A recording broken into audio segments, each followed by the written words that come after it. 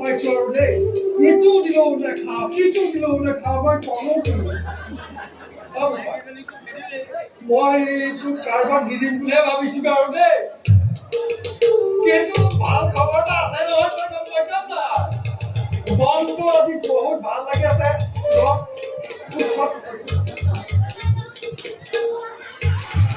শ্ৰীৰামচন্দ্ৰই মহাৰাজে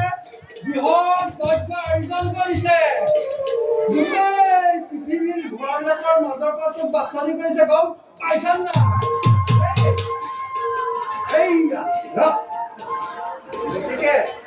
গতিকে আমি এতিয়া